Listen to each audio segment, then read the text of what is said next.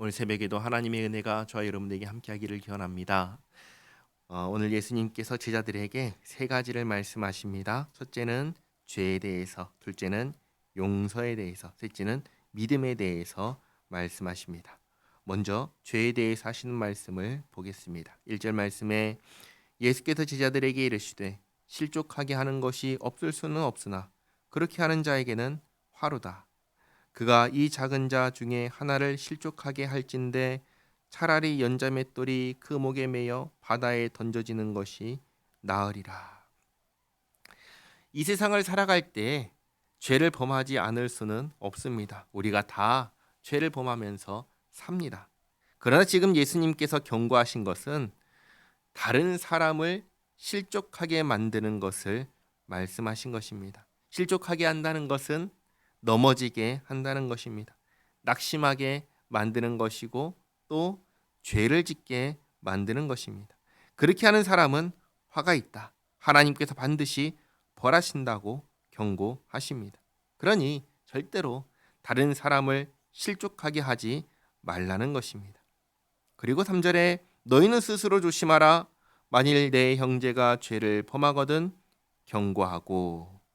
예수 믿는 우리는 다른 사람을 실족하게 만드는 사람이 되어서는 안 되고 오히려 죄를 범하지 말라고 경고하고 막는 사람이 되어야 됩니다. 그리고 회개하거든 용서하라. 만일 하루에 7번이라도 내게 죄를 짓고 7번 내게 돌아와 내가 회개하노라 하거든 너는 용서하라 하시더라. 누구를 용서하라고 하십니까? 회개하는 사람을 용서하라 하십니다. 몇 번이나 용서하라고 하십니까? 7번이라도 용서하라 하십니다. 그러면 8번 회개하면요?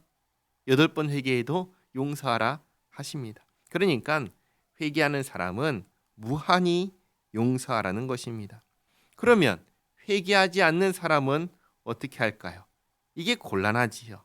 이런 경우에는 두 가지를 생각하시면 되겠습니다. 첫째는 뭐냐면 이 사람을 그냥 두면은 나 같은 피해자가 생길 수 있겠다 싶은 죄를 범한 사람이라면 반드시 법의 판단을 받게 해야 하는 것입니다. 예를 들면 살인자나 사기꾼 같은 경우가 그렇습니다.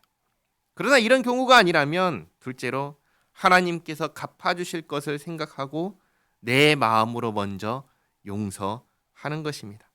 그러지 않고 계속해서 미워하고 마음의 분노를 품고 그러면 안 되는 것이죠. 전부 다 하나님께서 갚아주실 것을 생각하고 원수 같은 그 사람을 위해서 기도하면서 내 안에서 먼저 용서하는 겁니다. 그러다가 상대방이 나에게 회개하면 나는 이미 마음으로 용서했으니까 상대방에게 용서하겠다고 그렇게 하는 것입니다. 그리고 마지막으로 믿음에 대해서 말씀하십니다. 5절에 사도들이 주께 여짜오되 우리에게 믿음을 더하소서 하니. 왜 이런 말을 사도들이 예수님께 하는 걸까요? 지금까지 예수님께서 하신 말씀을 듣고 보니까 막막하고 어렵기 때문입니다. 그래서 믿음을 주소서라고 한 겁니다.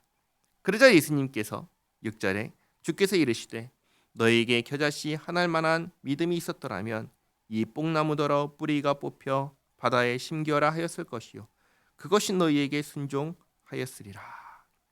이 사도들은 자신들에게 믿음이 없다는 것을 알고 예수님께 믿음을 달라고 더해달라고 한 겁니다. 그런데 예수님께서 지금 뭐라고 대답하시죠? 사도들에게 너희 믿음이 없다라고 말씀을 하신 겁니다. 사도들이 믿음을 구하면 믿음을 주는 이야기를 하셔야 되지 않을까요? 그런데 잘 보시기 바랍니다. 예수님께서 이 사도들의 요청에 제대로 대답하신 것이 맞습니다. 믿음이라는 모호한 것을 순종이라는 분명한 형태로 가르쳐 주신 것이기 때문입니다. 7절 말씀 보시면 너희 중 누구에게 밭을 갈거나 양을 치거나 하는 종이 있어 밭에서 돌아오면 그더러 곧 와 앉아서 먹으라 말할 자가 있느냐? 없지요. 왜냐하면 이는 종이기 때문입니다. 그래서 8절에 도리어 그더러 내 먹을 것을 준비하고 띠를 띠고 내가 먹고 마시는 동안에 수종 들고 너는 그 후에 먹고 마시라 하지 않겠느냐? 항상 누가 먼저죠? 주인이 먼저입니다. 주인의 명령을 먼저 수행하고 그 다음이 종입니다. 그리고 9절에 명한 대로 하였다고 종에게 감사하겠느냐?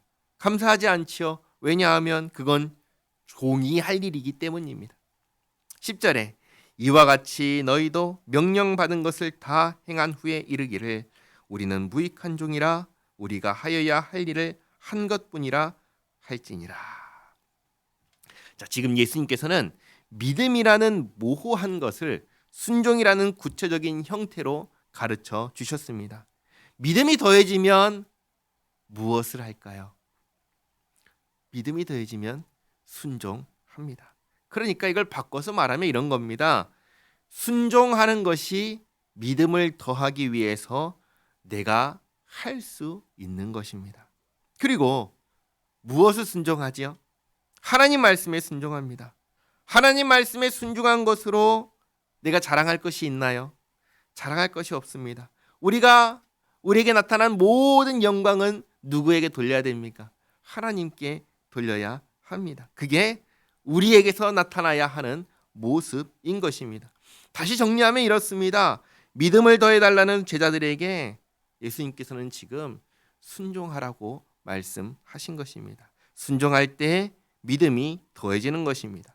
그리고 순종한 후에 우리의 입에서 나와야 하는 것은 모든 영광을 하나님께 돌리는 것입니다. 이게 종의 도리입니다. 제자의 도리입니다. 우리에게서 나타나야 하는 모습인 것입니다. 주님께 믿음을 더해 주시기를 기도하시기 바랍니다. 그리고 기도한 후에는 주님 말씀에 순종하시기 바랍니다. 그러며 모든 영광을 주님께 올려드리는 우리 모두가 되기를 바랍니다. 기도하겠습니다. 하나님 감사합니다.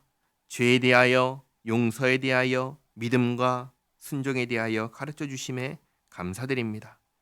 저희들이 주님의 명령 앞에 언제나 순종으로 반응하게 하옵소서. 그리고 순종하는 가운데 저희의 믿음을 더욱 자라게 하옵소서. 참으로 저희의 삶이 주님을 영화롭게 하고 오직 주님만으로 즐거워하고 기뻐하는 삶이 되게 하옵소서. 예수님의 이름으로 기도하옵나이다. 아멘.